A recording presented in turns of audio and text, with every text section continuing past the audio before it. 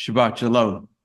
I'm Rabbi Robert Barr, and I'm pleased that you're joining me and one another for this streaming Shabbat service.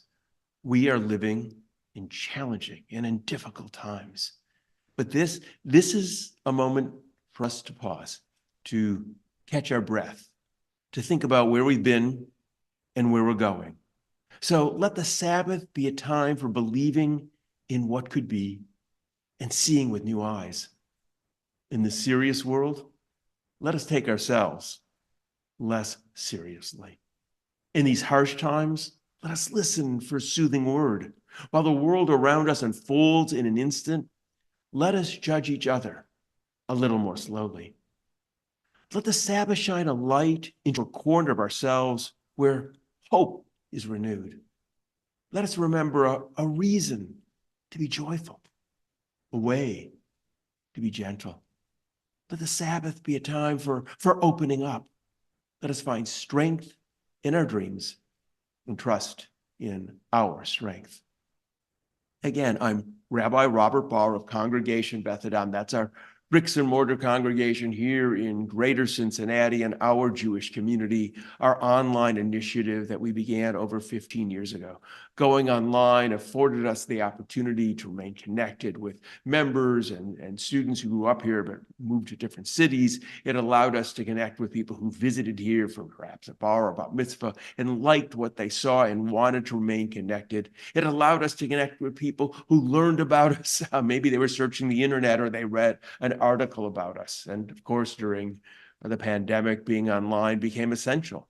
And we've continued to remain online, to continue to use technology to connect with people wherever they are and whenever it's convenient for you. But at the core of what we're doing here, it isn't the technology. It's the voice of Judaism that is crucial, that is essential. Here at Congregation Beth Adam for over 40 years, moving to 44 right now years, we have been giving voice to a bold, dynamic Judaism. We are not our ancestors. We should stop mimicking what they said and parroting their words. We need to create a Judaism that is reflective of who we are, infused with the knowledge that we have, the best wisdom that we can offer. We need to stop worrying about our ancestors and start thinking about our descendants. That's what we've been doing here. That's what you're part of this evening, joining us for this service. Technology also means I can record services, conversations at different times and bring them into the service. I'm going to do that tonight. It means you don't have to watch at 7 o'clock if it's not convenient for you. Watch whenever it is convenient. We're here to give expression to a bold Judaism whenever you're able to participate in it. If you're online, you can leave us a note, let us know where you're participating from. If you're on bethadam.org, I'm guessing you're chatting with each other right now. So I'm pleased you're here. I'm pleased that we can share this moment, this time together. And we continue with the lighting of the Shabbat candles. Night seeps up from the ground. Light falls from the stars, distant and icy, ancient beyond all who came before. But the light of the Sabbath is warm. The light of the Sabbath is ours. The light of the Sabbath is of this place, of this time, of lives that know the past only in a dream. As we kindle these lights, we create a place of warmth. As we kindle these lights, we welcome this time for reflection. As we kindle these lights, we stake our claim. And while these lights burn, the time is ours. Baruch ha'or ba'olam, blessed is the light within the world. Baruch ha'or ba'adam, blessed is the light within each person. Baruch ha'or ba'shabbat, blessed is the light of the Sabbath. 2 weeks ago, I had a conversation with Dr. Jordan Finkin. I hope you had a chance to watch it. It was a conversation that he and I had about Yiddish language. I mentioned at the close of that conversation that I was going to ask him to do another conversation with me about Yiddish literature. Here is my conversation with Dr. Jordan Finkin about Yiddish literature. I am pleased that Jordan Finkin is joining us for another Shabbat service. Now, some of you have met Jordan. If you watched a few weeks ago, he and I had a conversation about language, about translation, about his background, or you may have seen him taught a couple of adult education. So I'm delighted you're back. And quickly, Jordan is currently the librarian of the rare book and manuscripts at the Hebrew Union College in Cincinnati. Your PhD, however, is in Yiddish literature, Yiddish and Hebrew literature. And that's what we focus on. So our last conversation was, we talked about language, and we spent a lot of time talking about Yiddish as a language, a 1,000-year-old language. But I want to talk about Yiddish literature. I had an opportunity when I was at Hebrew Union College to study Hebrew literature with one of the scholars in the field. He happened to be a visiting faculty for one semester, and I found it amazing. It was a fascinating class because for a lot of us, myself included, I suppose, my exposure to Yiddish literature was Fiddler on the Roof. We saw the movie, we saw the play, maybe you were in the play, right? In high school, they did it. But we didn't really know Yiddish literature, and no offense to the movie or the play, it really sort of takes a lot of the juice and the nuance out of Yiddish literature. So I want to talk about Yiddish literature to you and what people should know about it. So in a paragraph, a shortish paragraph, because you are an academic, so I want to give you a word limit. I've been around academics before. Can you give a concise definition of what makes Yiddish literature beyond the fact that it's written in Yiddish? Is there something about Yiddish literature? Does it deal with specific themes? Did it come out of a specific time in the Jewish experience that it was addressing certain cultural issues? Or is Yiddish literature just anything that's been written in Yiddish and we call it all the same thing? A little of all of those. I mean, depends on what, depends on what you are interested in, what you want. But Yiddish literature is in principle any literary work written in Yiddish. So there has been Yiddish literature since the dawn of Yiddish. The earliest Yiddish literary work we have is actually a chivalric romance, a medieval chivalric romance from about the mid 14th century. So we think of Yiddish as a relatively young thing, but it has a pretty extensive literary history. But I think what we're talking about really is the modern, what has happened in the modern period. When Jews enter the modern world in a more or less secular, as opposed to its existence understood within the Jewish religious community and its strictures and all that. So Yiddish literature and Hebrew literature actually are their origin modern. Again, always it's a shorthand. So we were talking about modern Yiddish. And so could you give us a definition, I'm sorry, of modern? Modern being the last 150 years? I'm going to say that for the purposes of literary history, modern is roughly the Industrial Revolution, the mid 1800s. Okay. This corresponds roughly to the breakdown of the old community system in Eastern Europe and the rise of movements of emancipation. Okay. Right. So when Jews are haltingly, historically, but allowed access to European society in a larger sense. So in order to participate in that culture, right, the models that they're all reading is everything all the other cultures are reading. French literature, German literature, English literature, right? That what are these things? These are novels and short stories and poems, and right. Whereas whatever forms may have existed in Yiddish literary cultural life, largely religious, liturgical, and other things, now we have these other models that we're trying to emulate. And these are the things that we're trying to do. And so the birth of modern Yiddish and Hebrew literature is two things: the emulation of these forms and the creation of languages that are able to express the emotions and ideas suitable to those forms, if that makes sense.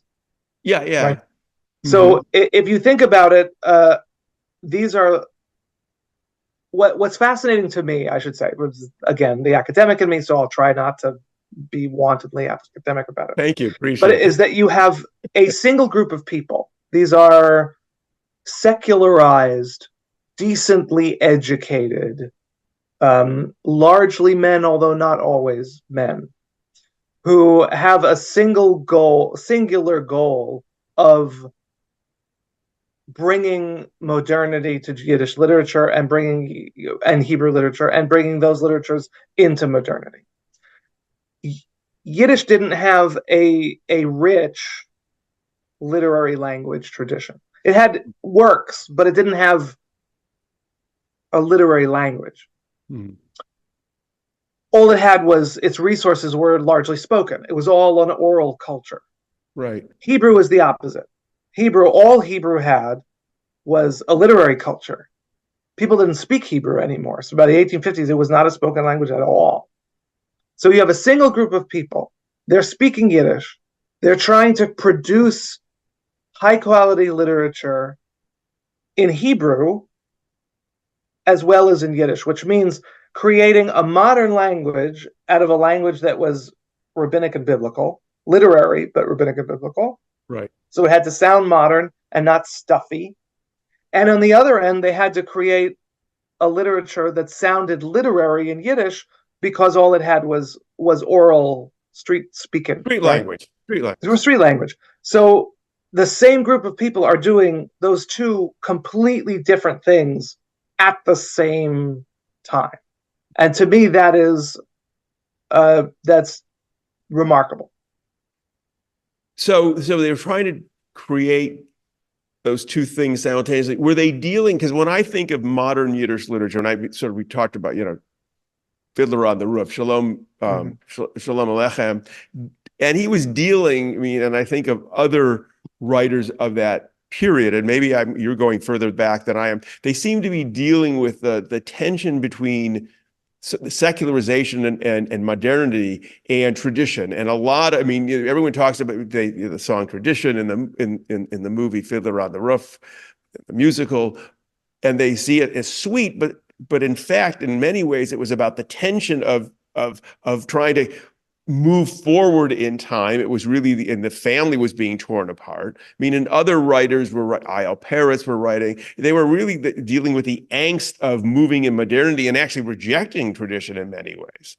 And that's absolutely right. That all of these the writers came out of a movement called the Jewish Enlightenment, which the driving force was seeing Jews in Eastern Europe as hobbled by a religious tradition, an orthodoxy, and an internal political world that was obscurantist, that was turned its back on modernity, that was poor, that was degraded in every way.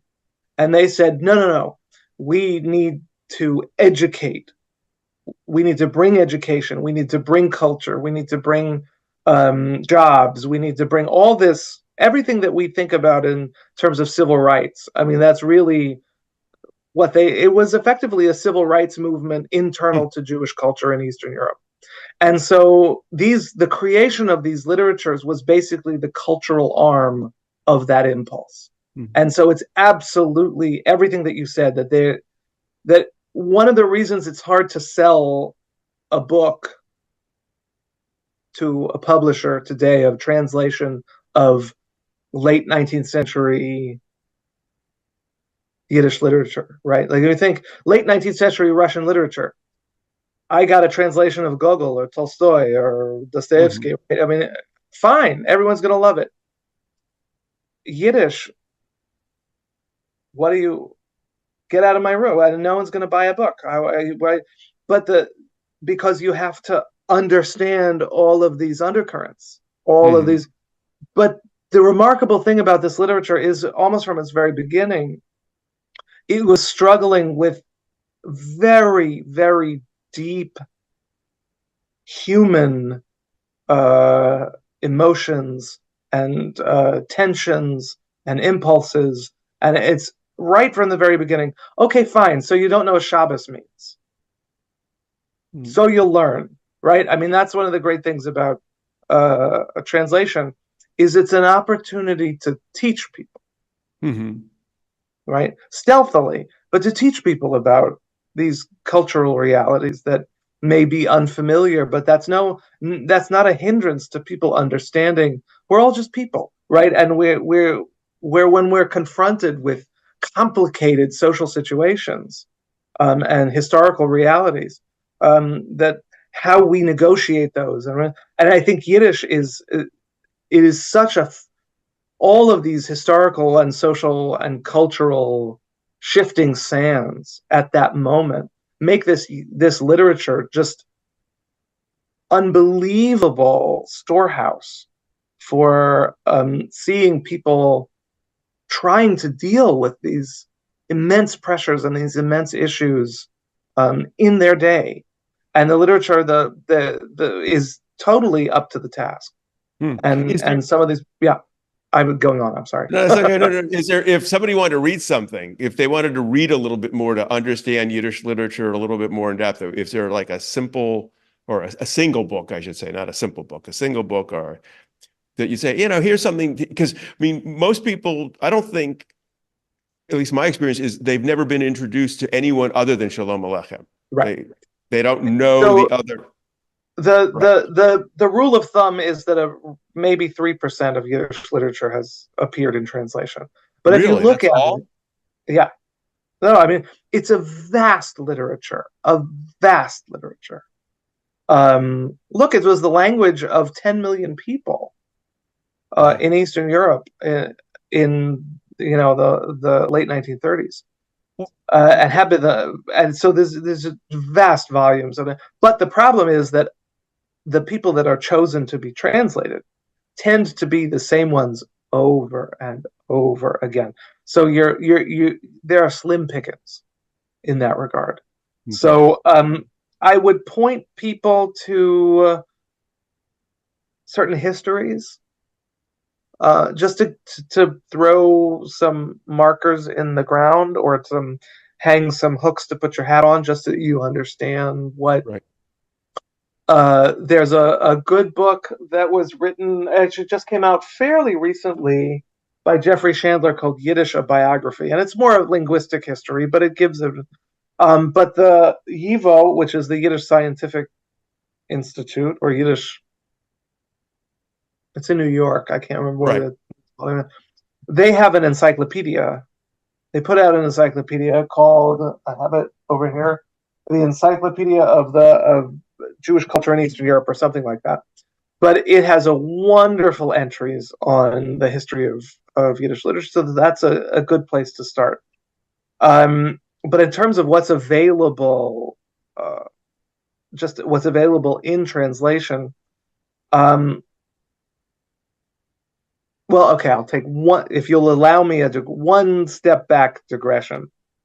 There was a moment in American culture, and it really is American culture, where it was after the war, while there were still significant,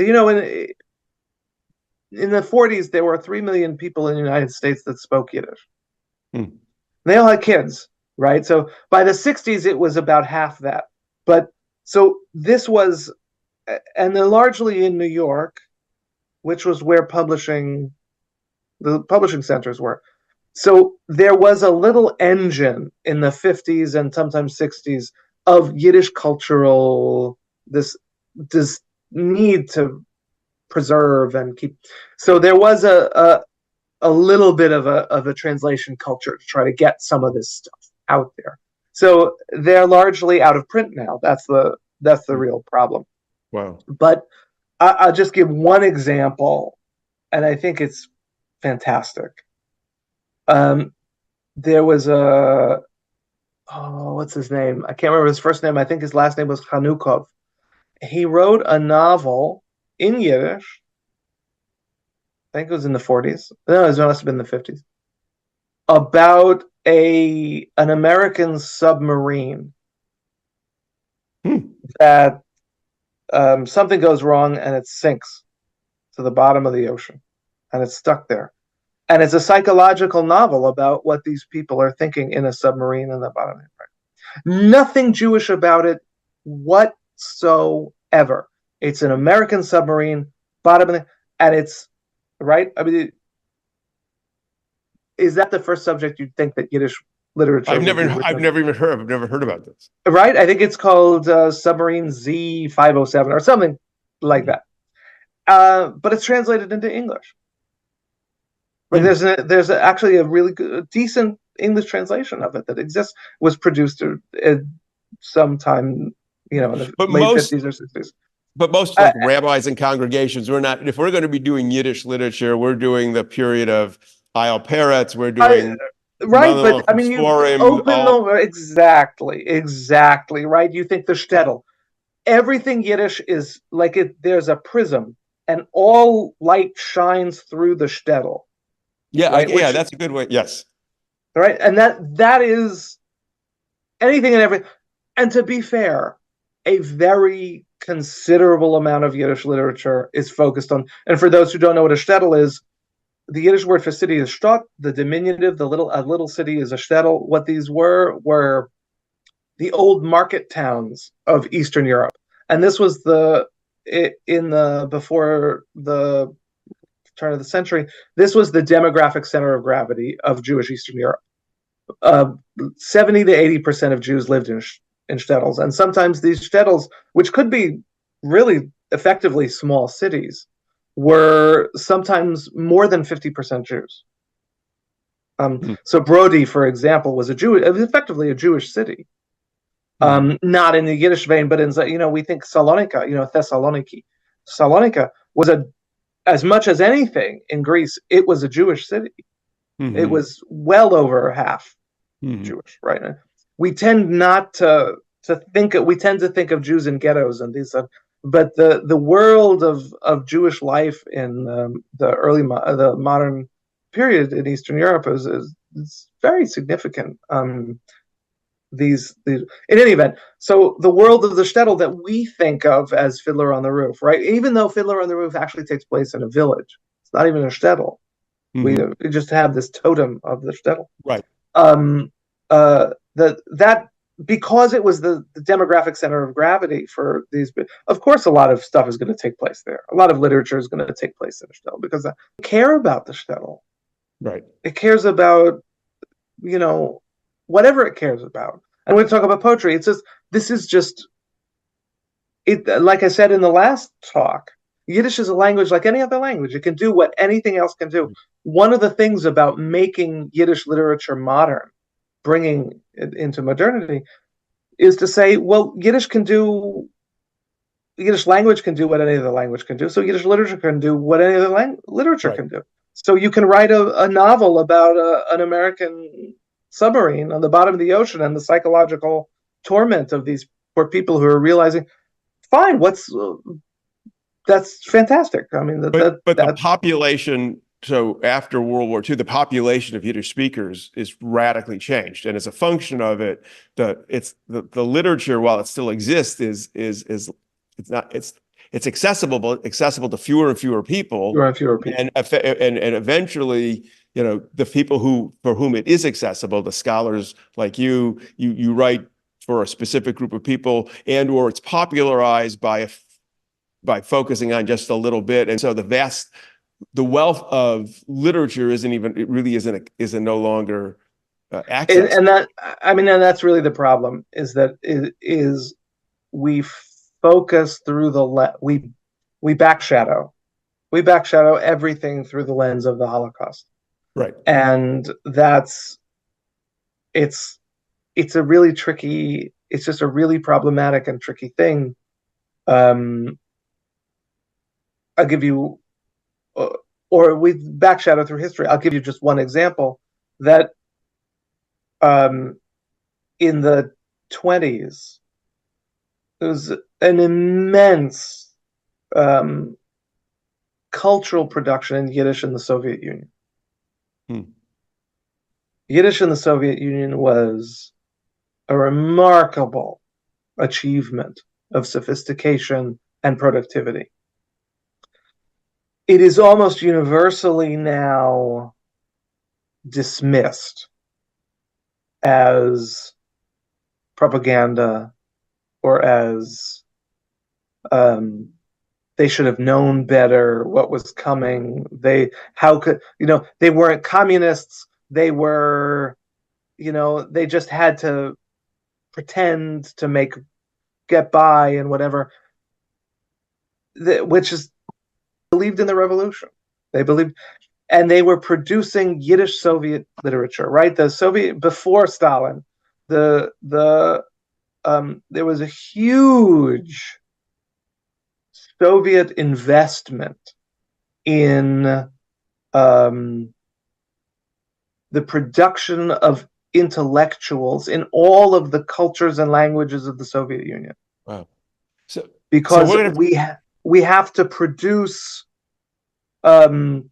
intellectuals in order to inculcate the revolution in everybody. But what that meant was you could make a living as a writer. They supported journals. They supported book publication. You could actually, what poet today, right, could say, I make a living from poetry? Right. No, you could make a living as a poet, right? And so you have in the moment before Hebrew was derided as a nationalist, whatever. There were also a movement of Soviet Hebrew writing. There was a movement called the Octoberists, the Hebrew Octoberists, who were heavily invested in the production of, right. So I'm just saying that the availability and opportunity and richness and depth and sophistication of Yiddish literary culture is not Shalom. Shalom Aleichem is fantastic. I absolutely 100% love Shalom Aleichem, but he's not everything. It's not the end all and be all of Yiddish literature. Absolutely. He's not the defining feature. We could keep on, clearly, I said this is the last time, and I'm going to say it again. We could keep on going for hours, which we have done when we've not recording, but this is fascinating. I mean, you've opened, certainly my eyes, and I know the people who are participating tonight's eyes to this incredible literature. We can explore it. We are going to continue to explore it as long as you're available and willing. We're going to keep on turning to you to teach classes and to help us sort of grow our knowledge of this incredible body of literature that's part of our culture, which unfortunately isn't easily accessible other than through people who have expertise like you. So thank you so much. I really enjoyed it. Von dein Maul zu Gottes Ohr. So from your mouth to God's ears. And for those of you who are in Cincinnati, I should say, you do write a column for the so much. You take care. My pleasure. My pleasure. I hope you found my conversation with Jordan as interesting and as informative as I did. I am so delighted that he's a member of the congregation, that he's been willing to share his expertise, whether it's been on a Friday night like tonight or on a Sunday morning adult education. He has so much knowledge and so much wisdom to impart. We will be asking him in the year to come, in the next congregational year, to teach a couple more adult education classes. If you missed the service that I recorded and posted 2 weeks ago with Jordan, a conversation about Yiddish language, you can go to bethadam.org, go to streaming services, Shabbat services 23, 24, and in the frame where the video appears, there's a drop-down menu, and you can click on the one from 2 weeks ago, where we focused on Yiddish language. It's a complement to what we did today. So I hope you have a chance to learn from Jordan in that service that we streamed and this service as well. And I hope you're going to be joining us next congregational year when Jordan, I think, will be teaching again. Now we're going to continue our service with the sharing of wine. We lift the cup together as a tribute to our past, as a blessing for the future. May the allure of its untold flavors beckon us to forever keep uncovering new roots, new branches that hold us together.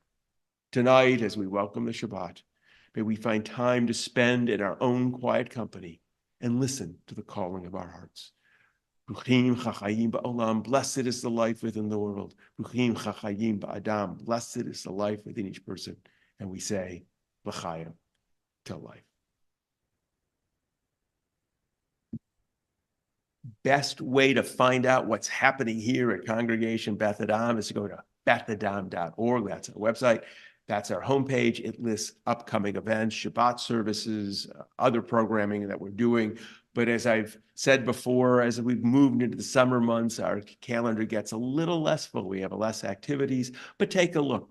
And if you want, you can always go back in time. This is the cool part of technology. bethadam.org, streaming services, Shabbat 23, 24. You can go back and watch any of the Shabbat services that have been posted this year. You could even watch the high holidays again if you're interested. If you missed one, Rabbi Judith Lewis was participating with me this year. You could watch a sermon that she gave or a conversation that I gave. So technology affords us the opportunity to move around a little bit in time. So I hope you continue to join us. Know that some of our services are hybrid, which means you will need a Zoom link for that as well. But you can find all that out if you go to bethadam.org. And now we conclude our service with the words we end with each week. May we know blessings those who are near, and may we know blessings those who are far. May the Sabbath bring its goodness to everyone soon, wherever they are. May we know blessings today, and may we know blessings to the night. May health be for our children, and all things soon be right. May we know blessings in our comings, and may we know blessings when we depart. May we live each day with peace and wisdom in each heart. Ken Yehi, let it be. Shabbat Shalom.